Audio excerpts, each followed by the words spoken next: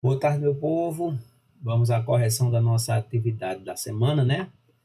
Essa semana a gente falou sobre eletricidade, na verdade, os conceitos básicos, né, de eletricidade. Vocês vão aprofundar isso mais quando chegar no ensino médio, tá bom? A gente vê apenas os conceitos mais básicos, na verdade, tá certo? E nossa atividade, que eu coloquei para vocês na segunda-feira, foi exatamente essa aqui, né? Vamos fazer a correção agora. A primeira pergunta dizia o seguinte: uma maneira de remover elétrons de um corpo consiste em friccioná-lo em outro material diferente. Quando friccionamos o balão em uma flanela, o balão e a flanela ficaram eletrizados e aproximaram-se. Por quê? Então, durante a aula, nós discutimos bastante sobre essa questão de como eletrizar um corpo, né?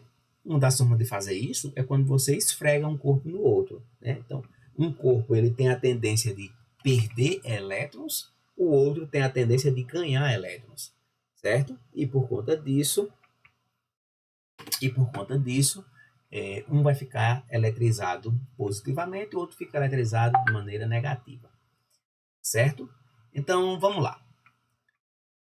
O balão e a flanela ficam eletrizados por quê? Letra A. Cargas elétricas de sinais diferentes se atraem. Cargas elétricas de sinais iguais se atraem. Ou cargas elétricas de sinais diferentes se afastam. Vamos ver o que vocês colocaram. Na letra A, né, tivemos 14 participantes. Desses 14 que responderam, 12 marcaram a letra A. Cargas elétricas de sinais diferentes se atraem, que a gente falou durante a aula, né? Os opostos se atraem. É muito comum essa frase, né? Então, na eletricidade também vale isso. As cargas elétricas de sinais diferentes, elas se atraem. O positivo e o negativo, atração. Positivo com positivo, repulsão. Negativo com negativo, repulsão também. Ou seja, se afastam. Sinais iguais se afastam, sinais diferentes se atraem. Tá bom? Então, letra A. Segunda questão. Materiais como vidro, plástico, tecidos, papel, madeira e borracha são chamados de quê? Esses materiais recebem o nome de quê? Eles podem perder ou ganhar elétrons de outros corpos por atrito, mas os elétrons não se movem bem entre seus próprios átomos. Marca a alternativa correta que preenche essa lacuna. Então, os materiais como vidro, plástico, tecido, papel, madeira são chamados de isolantes ou de condutores elétricos? Vamos lá. A resposta de vocês. Vocês colocaram aqui quase que a maioria, né? Só uma pessoa colocou que seriam condutores, são exatamente os isolantes, né? Então, por isso, gente, que os fios de eletricidade, eles são revestidos de borracha. Por isso que os cabos, né, das panelas, eles são também feitos de um plástico. A colher também é revestida de plástico ou madeira por conta disso, tá certo? Para isolar o metal. O metal, sim, é um bom condutor. Terceira pergunta. Os elétrons dos metais normalmente movem-se de forma desorganizada. Quando ligamos os fios metálicos a uma pilha, o movimento fica mais organizado. O fluxo ordenado dos elétrons forma o quê? Então nós vimos que os elétrons eles não param de se movimentar, né? Nos materiais de maneira geral, eles estão se movimentando a todo momento. Nos metais também, claro, certo? Então, é um movimento totalmente desorganizado.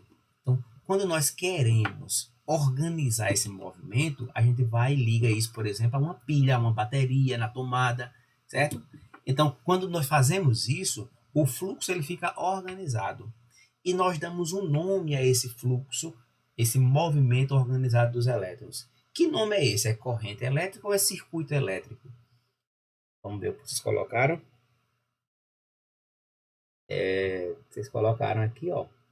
8 dos 14 colocaram corrente elétrica, exatamente. Circuito elétrico é todo o conjunto formado pelos fios, pela pilha ou pela bateria, no caso pela lâmpada, pelo o interruptor. Então, tudo isso forma um circuito, tá certo? Eu quero saber só o nome do fluxo. O fluxo é a corrente elétrica, tá bom?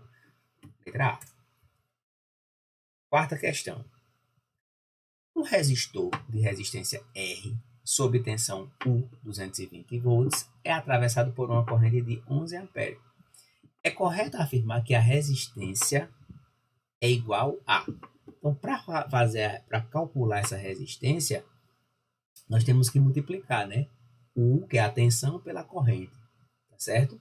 Na verdade, nós temos que dividir, né? Dividir esse valor por esse aqui, né? 220 dividido por 11, tá certo? Fazendo essa divisão, né? 220 dividido por 11, que resultado encontraremos? E quarta questão, certo? 20, né? Aí vocês colocaram 20 ohms, esse símbolozinho aqui, né?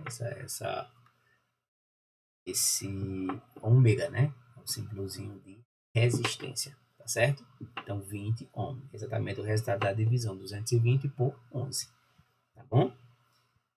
E a última questão, a quinta e última questão, o grau de dificuldade que um condutor oferece à passagem da corrente é chamado de quê? Então, a corrente elétrica, quando ela vai passar pelo condutor, dependendo desse condutor, ele pode ter uma certa resistência a essa passagem, certo? Como, por exemplo, a lâmpada incandescente, o chuveiro elétrico, né? Tem um material totalmente resistivo, certo? Então, acabei dando a resposta, né? A alternativa que preenche corretamente a lacuna é o quê? Vamos lá. Letra A. Resistência elétrica, que é a resposta correta, né? Corrente elétrica a gente já viu o que é, tensão elétrica também a gente já viu o que é. Então, a resistência elétrica é exatamente esse grau de dificuldade da passagem dos elétrons, tá bom? É a resistência elétrica, é o que tem, por exemplo, em todos os aparelhos elétricos de nossa casa que esquenta, ele tem uma resistência, né? O ferro de passar, a sanduicheira, o chuveiro elétrico, tudo isso tem uma resistência. Os elétrons eles não conseguem passar com liberdade, se movimentar com liberdade, por isso que aquece. Tá bom? Então foi isso, nossa correção de hoje. Tenham todos um bom final de semana e na segunda-feira nos encontraremos novamente, tá bom? Cheiro para vocês, até mais.